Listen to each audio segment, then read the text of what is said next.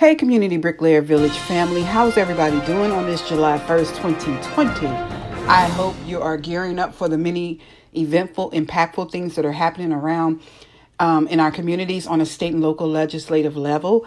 Voting elections is coming up in Delaware, July 7th, and I hope that we are penetrating your understanding of the importance and relevance to stand in alignment and stand for purpose, stand for change, stand in formation for a strong foundation of respect in our communities, for equal rights in our communities, to be heard, to assert our rights, our civil rights, and to uplift one another and empower one another with cultural diversity, and want to know more about one another's cultures and races and ethnicities and socioeconomic dispositions.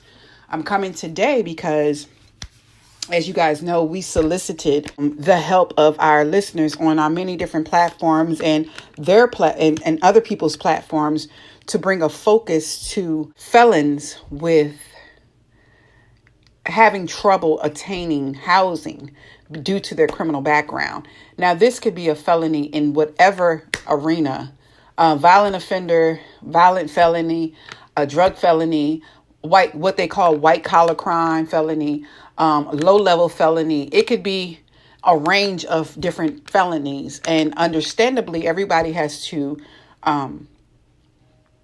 account for and take responsibility for their actions. However, on top of that, once they've served their time, where is the release of that bondage being tied to that crime? I get the expungement phase. I get the amount of time before you can even apply and hope to get approved for expungement. There's several different people that we've talked to. There's several different of us here at Community Bricklayer Family that is aware and knowledgeable and have worked in those capacities. However, we know that it's also not cut and dry. However, we do know that there's places that say they offer housing to felons, but there's a scrutiny and a plethora of questions and answers and discretion and judgment and stereotype that goes along with some of these things. And today we have someone in the Community Bricklayer Village, one of the ambassadors, working on contacting these agencies and apartment complexes who profess to give housing to people with felony backgrounds. So that's going to be part 2 of this discussion while we're in the electoral phases of change and the shift that is occurring in 2020 in our social climates. So today we're going to exclusively in this part 1, we're going to just raise the awareness of how difficulty it is to re-enter society. It's not always as smooth of a transition as we would like. We've had several calls that we have kept under wraps that we have been trying to work amongst different agencies to bring awareness and actually just get some aided assistance and resources to direct and lead these people to the right connectivity so that they can receive the help that they need. And at Community Bricklayers and our parent company, One Touch Outreach Ministries, that's how we serve in our servant leadership capacity. We don't always have to be in the forefront. We don't always use these social public platforms because we use discretion how we serve. We move wisely how we serve. And so therefore, what we did was took the onus of the responsibility as a community bricklayer to build resources. We reached out. We tried to connect people with things that are doable, things that are actually happening, and not just post it somewhere saying that we have these resources. However, when you tap on the door or knock on the door, it is not opened for you. You are still judged and penalized as your once crime that you once may have committed or been accused of committed. So the thing that is disheartening about all of this is the people that have been denied housing or denied certain jobs because of the crimes they chose to be involved in, the alleged crimes they chose to have committed. Their rights are severed at that point. It's like we're all fighting for civil rights justice. Some people are totally innocent and have been murdered and slaughtered or abused. But and they hadn't done anything. But what about the people whose rights are forfeited once you have become state property, once you have gone into this facility and have become one of the systematic liabilities of the system, and then you're reentering society. Sometimes states like Delaware, which I worked for at one point, have a reentry budget to accommodate these people and find suitable housing, find suitable job programs. However, it's not rallying around, and it's not promoting self-sufficiency, as they say, because you're not able to stand on these two legs without that entity knocking on the door to say they belong to this program, let them in. And on the other hand, there is subpar standard living, quality of life issues when you're reentering society, not just with a violent crime, not just with a high drug offense, with any felony. So my issue is, how are you uniting families and reuniting and putting these people back in position with their children, women and men? How are you really enlightening and showing the movement and support that they need once they have served their full committed time? How? How is this justifiable? What law was passed and enacted to understand that, yes, if you don't own the home, they have a discretion whether to deny and or approve. That's just like with credit. That's just like with your job, just like with anything else. But when now you have the odds stacked against your success, because now after you've served your time, you have to come out and approach things as still a felon, not rehabilitated, as if you're hopeless, and feel defeated. There is no way anybody in position of power can make me understand the logic of the system in and outside of the criminal institutions. These are breaking up families. This is contributor and a co-conspirator to recidivism.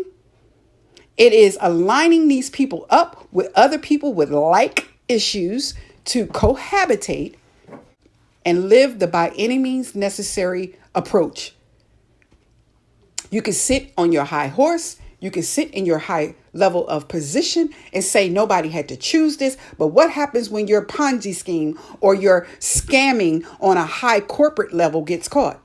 You have the resources to get them taken and removed off of, or viewed differently, or have your sentencing and your criminal statures reduced so that you can re-enter society, because you're already ahead of a privilege in your socioeconomic.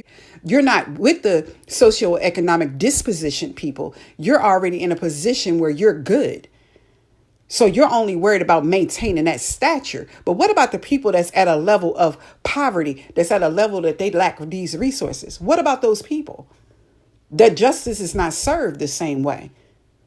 The table is not set for them because they're not looked at as the achievable population anyway. So, yes, we all have at the round table here at Community Bricklayers, we all have the different outreach that's been poured out into us over the phones from our politicians saying, hey, how's your family doing at this time?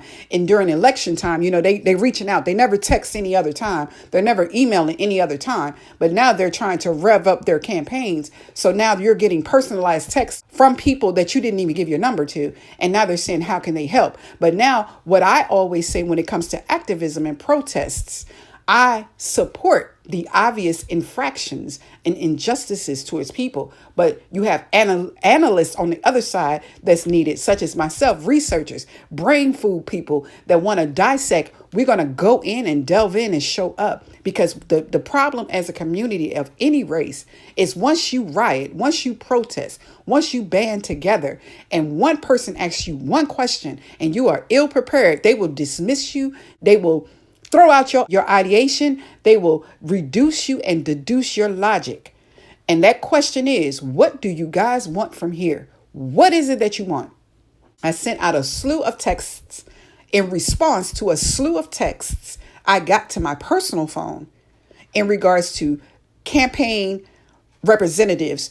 And what I responded was, oh, you know what? I didn't think that this was a real text. I didn't even know how to respond. But as a matter of fact, I need you to point me in the right direction. I don't need you to do anything for me. I need to position myself and assert myself with an aggressive movement of support to get the rationalization of why this is taking place, the injustices, why this is taking place like that, and what can we do to remove or amend this. And that started the dialogue, because I knew what to ask, I knew what I wanted, and I knew what I was looking for in a response. And as a result of that, we are here today. This happened at 10 o'clock this morning. And here it is. We are already, the ball is rolling. Not just in Delaware, it is rolling in New York. Not just in New York, it's rolling in Missouri. These are the things that you have to ask. You have to be prepared when the signs go down and the lights go out and the cameras go off. You have to be prepared to know what you want in life, period. When asked the one question, if you get one opportunity in life to make a change, to make a difference, and you have no idea what that scale looks like, no idea what that looks like for you, no idea what that looks like for your community, then you're doing a disservice to your rights. You have to assert yourself in your right, but you have to understand what it is that you want to overturn in your favor, what it is that you want to overturn in the eyes of injustice. And that's what at Community Bricklayers, what we're doing. This is one issue of many, but since this is a crippling issue that is affecting women, men, and children, which is dear to us as a community of bricklayers, we are going to stand and get questions asked and questions answered. And we're going to pray that no one in this state will have to be homeless as a result of being released from prison and having a felony. And not only are we not asking just for that, we don't want to live where you don't want to live. People do not want to live in the projects. People do not want to live in a place that's getting broken into every other week. These are the issues. People do not want to live in rundown substance abuse environments, substance-induced environments, hotels where there's prostitution, hotels where there's drug stings, hotels where there's sex trafficking. How are you sitting in your positions of power, allowing it and thinking, I'm going to just touch base on this and just ignore that? How are you educating these kids and claiming your campaign is for this, that, and the third, but these kids are going home deprived on every area of their life? Because you know how? Because soon you're going to wash them up as just a product of their environment, and everyone's going to receive payout for them being introduced to the criminal justice system and being a product of the criminal justice, juvenile and adult system, and then recidivism occurring and reoccurring where a payout is also given. And then when they re-enter society and they fail because it's not designed for them to succeed, that's how you can go to work and be in positions of power and not give a damn. That's how. Because you think right now it won't affect your family.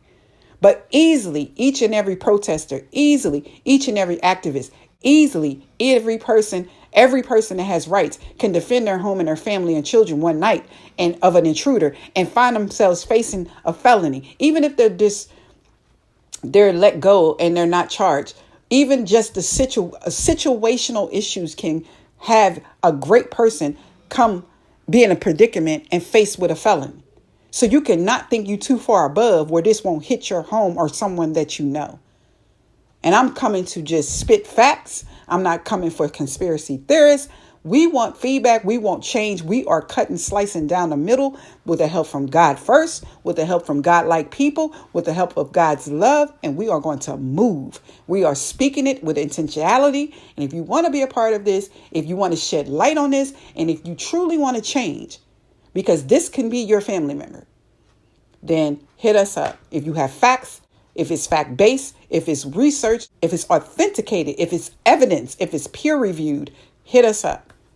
You look forward to part 2. We're going to give you the dialogue and the feedback on what we got. One of our ambassadors for Community Bricklayers contacts places for people with felonies to live in Delaware who will rent to them. When we get back in touch with you, we'll let you know the responses and actually the truth of what we were told and just how difficult this thing is or is not. Because a lot of the federal funding is going to these people. A lot of the federal funding is not going to the One Touch Outreach Ministries or Community Bricklayer people because we don't have enough alliances with the big nonprofits that they are already in cahoots with that they keep giving money to. But we are on the front line feeding families. We are on the front line providing mental health services for free. We are on the front line ensuring that kids and babies are safe because of our backgrounds and because of our education, because of our professional populations we have served. And more importantly, because of the compassionate of our hearts, servant leadership. So let that saturate, marinate in your spirit, and you figure out what side, not even a side, you figure out where your alignment is at. You figure out who you serve when you're asking for votes, when you're asking for support, when you're asking to be rallied around. Because we deal with real life, real issues, period and point blank. And we want real resolution, permanent resolution. So until next time, God's love to you guys. God's peace to you. Marinate, saturate, share it. Get involved. Don't be afraid. It's the truth. It's going to touch or affect someone you love. And if not, it's affecting already, whether you know them or not. You're supposed to love your neighbor as yourself. Until next time, this is Community Bricklayers, July 1st, 2020, addressing the issue of felons and homelessness. All right. Take care.